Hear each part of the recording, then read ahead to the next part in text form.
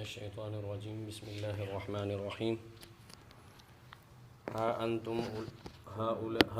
أولئك تحبونهم ولا يحبونكم وتؤمنون بالكتاب كله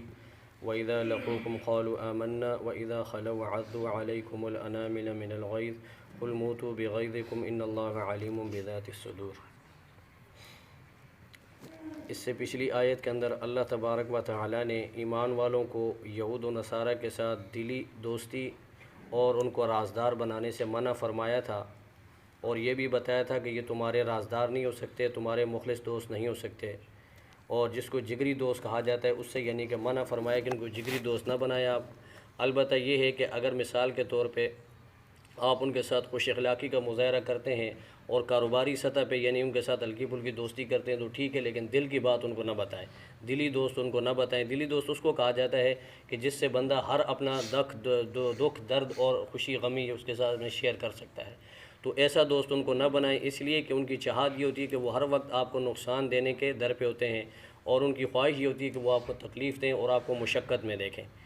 اور کبھی کبھی ایسا بھی ہوتا ہے کہ ان کی یہ باتیں جو ان کے دلوں کے اندر ہوتی ہیں اللہ تبارک و تعالیٰ ان کی زبانوں سے اس کا اظہار بھی کروا دیتے ہیں، وہ زبان سے اس کا اظہار بھی کر دیتے ہیں، لیکن ان کے دلوں میں جو مواد چھپا ہوا ہے جو بہت ہی خطرناک ہے وہ اللہ ہی جانتا ہے۔ تو اس لیے اللہ تبارک و تعالیٰ نے ایمان والوں کو آگاہ کیا کہ ان کی دوستی سے اپنے آپ کو دور رکھیں، یہ آپ کے دوست نہیں بن سکتے، یہ آپ کے دشمن ہیں، اس لیے کہ انہوں نے حق کو تسلیم نہیں کیا، نہ رسول اللہ صلی اللہ علیہ وسلم کو تسلیم کیا۔ اب آج کی آیت میں اللہ تبارک و تعالیٰ بتانا چاہ رہے ہیں کہ ہا انتم اولائی، کہ اے ایمان والو تم تو وہ ہو، یعنی تم تو اتنے سادے اور مخلص لوگ ہو کہ تحبونہم، تم تو ان لوگوں سے محبت کرتے ہو، یہود و نصارہ سے محبت کرتے ہو۔ جس طرح میں نے پہلے عرض کیا تھا کہ اوس اور خزرج کے جو لوگ تھے وہ سارے مسلمان ہوئے، اور ان کی جو دوستیاں تھیں یہود و نصارہ کے ساتھ ان کو انہوں نے بعد میں بھی برقرار رکھا، تو وہ بسا اوقات اپنے دل کی بات بھی ان سے کہہ دیا کرتے تھے، اور پھر بعد میں یہ جو یہود و نصارہ یہ سازشیں کرتے تھے ایمان کے خلاف، اسلام کے خلاف، اور نبی کریم علیہ الصلوۃ والسلام اور صحابہ کے خلاف مختلف سازشوں کے اندر یہ مبتلا ہوتے تھے۔ تو اس لیے اللہ تعالیٰ نے منع کیا کہ آپ لوگ تم سے محبت کرتے ہو، لیکن یہ بدبخت ولا یحبونکم، وہ لوگ تم سے محبت نہیں کرتے۔ اور تمہاری اصل میں وجہ کیا ہے کہ مسلمان جو ہے وہ تعصب کا مظاہرہ نہیں کرتا، اس لیے کہ وَتُؤْمِنُونَ بِالْكِتَابِ كُلِّ، ایمان والا جو ہوتا ہے مسلمان وہ ہوتا ہے جو ساری کتابوں پر ایمان لاتا ہے، یعنی اللہ تبارک و تعالیٰ نے جتنی بھی آسمانی کتابیں نازل کی ایمان والے کا اس پر مکمل ایمان ہوتا ہے، اور جتنے بھی صاحب نازل کیے ان پر بھی ایمان ہوتا ہے، جتنے بھی انبیاء علیہ الصلوۃ والسلام اللہ تبارک و تعالیٰ نے بھیجے وہ سارے انبیاء علیہ الصلوۃ والسلام انسانیت کی ہدایت کے لیے آئے اور سارے برحق نبی تھے، ان سب پر ہمارا ایمان ہے۔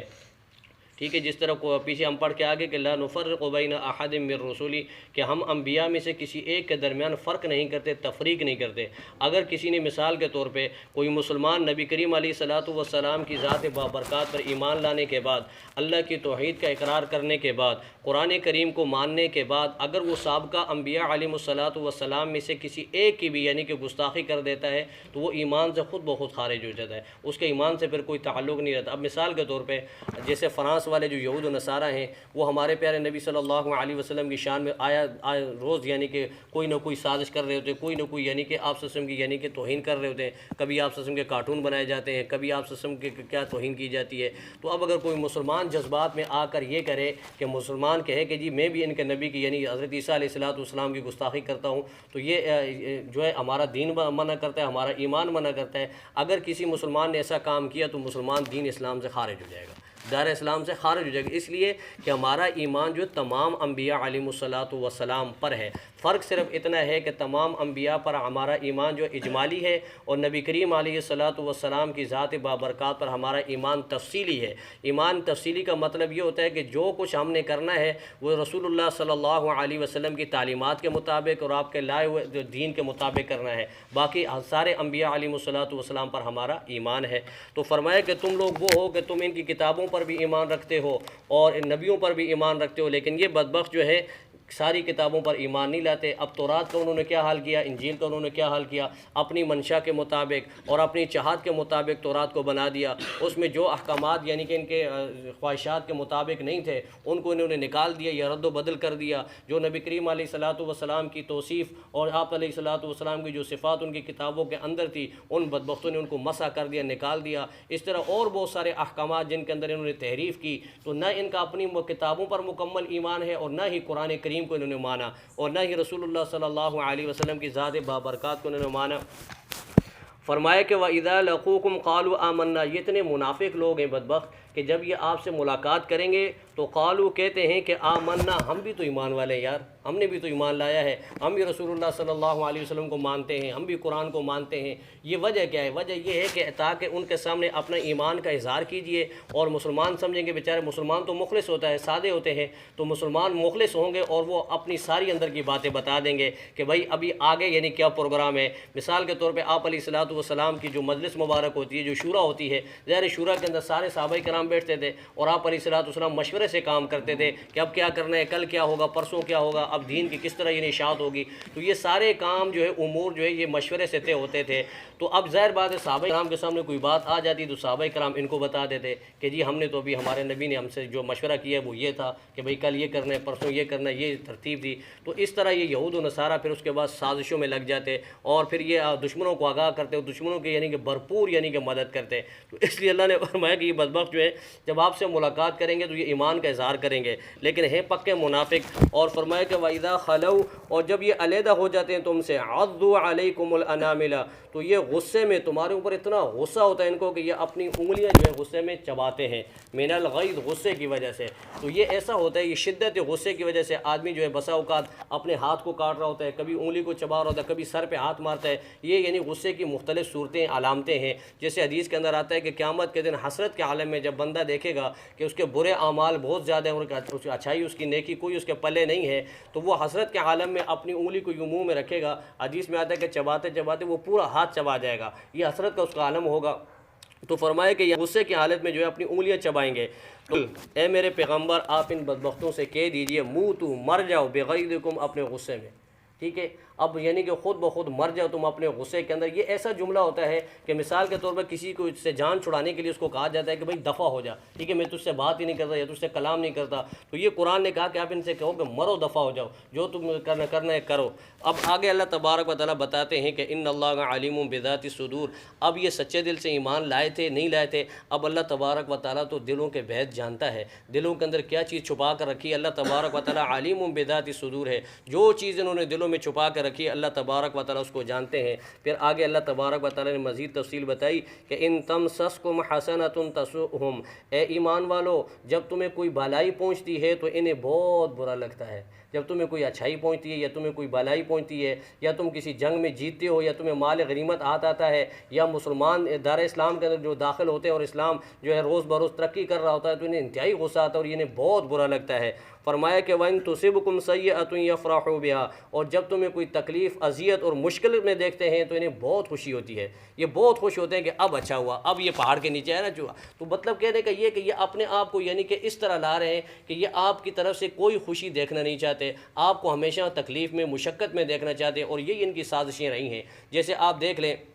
کہ جتنے بھی غزوات ہوئے اس کے اندر ان منافقین نے، یہود و نصارہ نے یہی کیا تھا کہ جی ابھی مسلمان جو 313 جا کے دشمن سے لڑیں گے، ٹھیک ہے۔ جب انہوں نے یہ کہا اللہ تبارک و تعالیٰ نے وہاں سے ان کو فاتح کی حیثیت سے واپس کیا تو یہودی کیا کہتے تھے؟ یہودی کہتے تھے ان کا تو پلہ جو ہے ان نالائکوں سے پڑا تھا، انہیں تو لڑنے کا طریقہ نہیں آتا تھا۔ اگر ان کا پلہ ہم جیسے جو ہے بہادر لوگوں سے اور ہم جیسے جو ہے ہنر مندوں سے پڑتا کہ جنگ کے جو ہنر بھی جانتے ہیں، جنگ کی جو ساری یعنی کہ تفصیل جانتے ہیں، تو پھر ہم انہیں میدان میں بتاتے کہ کیا ہوتا ہے، ٹھیک ہے۔ تو اس قسم کی باتیں یہ کرتے تھے، لیکن اللہ تبارک و تعالیٰ نے فرمایا کہ یہ بڑے بدبخت ہیں، انہیں تمہاری اچھائی بہت ہی بری لگتی ہے اور تمہاری برائی تمہیں تکلیف پہنچے تو انہیں بہت اچھا لگتا ہے، خوش ہوتے ہیں یہ۔ اور آگے اللہ تعالیٰ نے ایمان والوں کو دو چیزیں بتائی ہیں، اگر تم ان کے شر سے، ان کے فساد سے اور ان کے فتنے سے بچنا چاہتے ہو تو ان میں ایک یہ کہ وَإِن تَصْبِرُوا، تم نے صبر کرنا ہے، وَتَتَّقُوا اور پرہیزگاری اختیار کرنی ہے، لَا يَضُرُّكُمْ كَيْدُهُمْ شَيْئًا تو پھر کوئی تکلیف تمہیں ان کی مکاری نہیں پہنچا سکے گی، ذرا بر ان کی مکاری سے تمہیں کوئی تکلیف نہیں ہوگی۔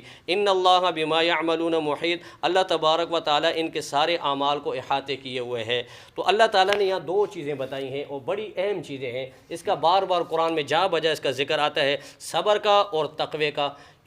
پیچھے قرآن میں ہم سورہ بقرہ کے اندر پارہ نمبر 2 کے اندر پڑھ کے آگے کہ یا ایھا الذین آمنوا استعینوا بالصبر والصلاۃ، وہاں اللہ تبارک و تعالیٰ نے کہا تھا کہ اے ایمان والو تم مجھ سے مدد مانگو نماز کے ذریعے اور صبر کے ذریعے۔ اب یہ صبر کیا چیز ہے؟ تو یہ صبر بڑی عظیم چیز ہے اور یہ ملت ابراہیمی کا خاص اصول ہے، اور صبر اتنی عظیم چیز ہے کہ صبر کے ذریعے اللہ تبارک و تعالیٰ جو ہے لوگوں کو مرتبے عطا فرماتے ہیں اور اللہ تبارک و تعالیٰ عروج عطا فرماتے ہیں اگر صبر کسی کو مل جائے۔ اسی لیے نبی کریم علیہ الصلوۃ والسلام کے پاس ایک شخص آیا، اس نے کہا کہ اللہ کے نبی میں ایمان لایا ہوں، یعنی کہ مجھے کوئی ایسی خاص چیز بتا دیں کہ آپ کے بعد مجھے کسی دوسرے سے پوچھنے کی ضرورت نہ پڑے۔ تو اللہ کے نبی نے فرمایا کہ قل، آپ کہہ دیجئے آمنت باللہ ثم استقم، کہ میں اللہ کی ذات پر ایمان لایا اور پھر اس کے بعد اس پر قائم رہنا، اس پر صبر کرنا۔ تو صبر کی 3 قسمیں ہیں، ایک صبر ہے الصبر علی الطاعہ، اطاعت کے اوپر صبر کرنا، اللہ تبارک و تعالیٰ نے آپ کو اطاعت کا یعنی کہ جو اللہ تعالیٰ نے توفیق عطا فرمائی ہے اس کے اوپر ڈٹے رہنا، جمے رہنا۔ مثال کے طور پر آپ نمازیں پڑھ رہے ہیں اور نمازوں کے اوپر قائم دائم صبر کرنا، اور آپ اگر تبلیغ کے میدان میں ہیں تو وہاں صبر کرنا، آپ اگر جہاد کے میدان میں ہیں تو وہاں کفار کے سامنے ڈٹے رہنا، یہ صبر ہے۔ روزے کی حالت میں تو کھانے پینے اور خواہشات سے اپنے آپ کو دور رکھنا، یہ صبر ہے۔ اگر مصیبت کے اندر ہیں آپ تو اس مصیبت کے اوپر صبر کرنا، یہ صبر ہے۔ تو صبر کی مختلف قسمیں ہیں، ایک صبر ہے الصبر علی الطاعہ، دوسرا صبر ہے الصبر عن المعصیت، کہ گناہوں سے اپنے آپ کو بچانا، جتنے بھی گناہ آپ کی طرف متوجہ ہوں ان گناہوں سے اپنے آپ کو روکنا، صبر کرنا، اپنے آپ کو یہ پیچھے کرنا ان گناہوں سے۔ اب ظاہر بات ہے بندہ جب دنیا کے اندر ہوتا ہے تو بہت سارے گناہ انسان کی طرف متوجہ ہوتے ہیں، اور حسن جب بندہ جوان ہوتا ہے، جوانی کا دور ہوتا ہے، تو گناہ اس بندے کی تلاش میں ہوتے ہیں کہ کسی طرح اس کو اپنے پھندے میں پھنسایا جائے۔ لیکن جب بندہ بوڑھا ہو جاتا ہے تو پھر یہ ہوتا ہے کہ بندہ بندہ جو ہے پیچھے ہوتا ہے، گناہ آگے بھاگ رہا ہوتا ہے۔ تو جب جوانی ہوتی ہے تو یہ جوان آگے بھاگتا ہے، گناہ اس کے پیچھے ہوتا ہے۔ جب بڑھاپا آتا ہے تو بوڑھا جو ہے گناہ کے پیچھے بھاگتا ہے لیکن پھر گناہ لیفٹ نہیں کراتا۔ تو کہنے کا مقصد یہ ہے کہ ان چیزوں کو اپنے آپ کو روکنا، خواہشات کو دبانا اور اپنے آپ کو معصیت سے روکنا، یہ صبر کی دوسری قسم ہے۔ اور تیسری صبر جو ہے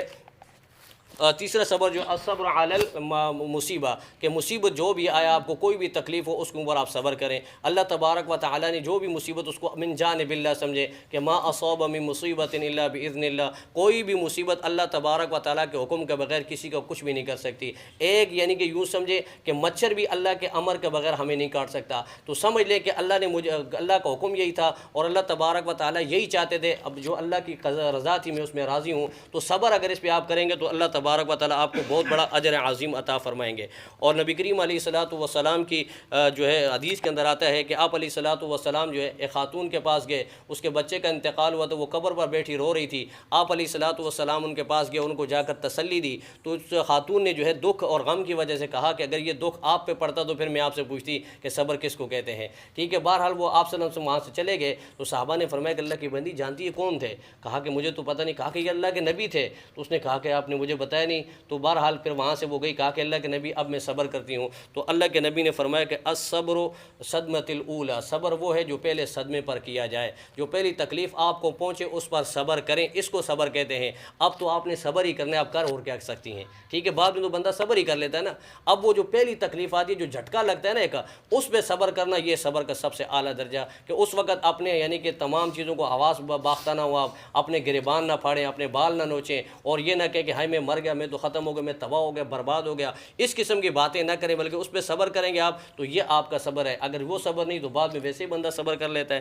تو دوسری چیز اللہ تبارک و تعالیٰ نے یہ بتائی کہ وَتَتَّقُوا، اور تم اللہ سے ڈرتے رہو۔ اور پیچھے ہم پڑھ کے آ چکے ہیں کہ اللہ تبارک و تعالیٰ نے خاص طور پر تاکید کی تھی کہ یا ایھا الذین آمنوا اتقوا اللہ حق تقاتہ ولا تموتن الا وانتم مسلمون، کہ اے ایمان والو تم اللہ سے ڈرتے رہو جس طرح اس سے ڈرنے کا حق ہے۔ اب اللہ سے ڈرنے کا حق کیا ہے؟ تو علماء نے مختلف تفسیریں کی۔ عبداللہ ابن عباس مسعود رضی اللہ تعالیٰ عنہ فرماتے ہیں ان یطاع ولا یعصى، کہ اللہ تبارک و تعالیٰ کے جتنے بھی احکامات ہماری طرف متوجہ ہیں ان کو ہم یعنی کہ ان کی بجاوری کریں اور ان کو مانیں، ان کو پورا کریں، اللہ کی نافرمانی نہ کریں۔ وَيُشْكَرُ وَلَا يُكْفَرُ، اور اللہ کی نعمتوں کا شکر گزاری کریں، اللہ کی نعمتوں کی ناشکری نہ کریں۔ اور فرمایا کہ وَيُذْكَرُ وَلَا يُنْسَى، اور اللہ تبارک و تعالیٰ کو کثرت سے یاد کریں، کہیں ایسا نہ ہو کہ اللہ ہم سے بھول جائے۔ دنیا کے مشاغل کے اندر، بیوی بچوں کے اندر لگ کر ہم اللہ کو نہ بلا دیں۔ تو یہ یعنی کہ اللہ سے ڈرنے کا حق ہے۔ اور ایک روایت کے اندر آتا ہے کہ لا یتق اللہ العبد حق تقاته حتى يخزن لسانه، کہ بندہ اس وقت تک کما حق ہو اللہ سے ڈرنے کا حق حاصل نہیں کر سکتا